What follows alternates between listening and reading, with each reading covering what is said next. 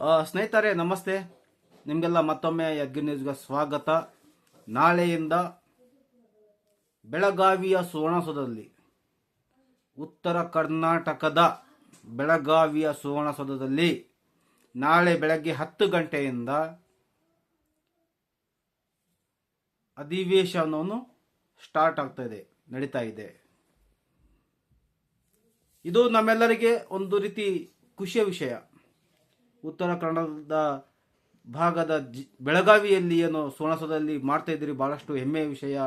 ಆದರೆ ಅಲ್ಲಿ ವಿರೋಧ ಪಕ್ಷದವರು ಮತ್ತು ಆಡಳಿತ ಪಕ್ಷದವರು ಎಲ್ಲರೂ ಅತಿ ಹೆಚ್ಚಿನದಾಗಿ ಒಬ್ಬರಿಗೊಬ್ಬರು ಮಾತಾಡಿಕೊಂಡು ಇಲ್ಲಿನ ಸಮಸ್ಯೆಗಳನ್ನು ಬಗೆಹರಿಸುವಂಥ ಕೆಲಸಕ್ಕೋಸ್ಕರ ಸಮಯ ವ್ಯರ್ಥ ಮಾಡಬೇಕು ಅಂತೇಳಿ ನನ್ನ ವಿರೋಧ ಪಕ್ಷದವ್ರಿಗೆ ಮನವಿ ಮತ್ತು ಆಡಳಿತ ಪಕ್ಷದವ್ರಿಗೆ ಮನವಿ. ಒಬ್ಬರ ಮೇಲೆ ಒಬ್ಬರು ಕೆಸರಾಚಾಟ ಮಾಡ್ಕೊಂಡಕ್ಕಿಂತ ಮೊದಲು ಇಲ್ಲಿನ ಸಮಸ್ಯೆಗಳ ಬಗ್ಗೆ ಮಾತಾಡಬೇಕು.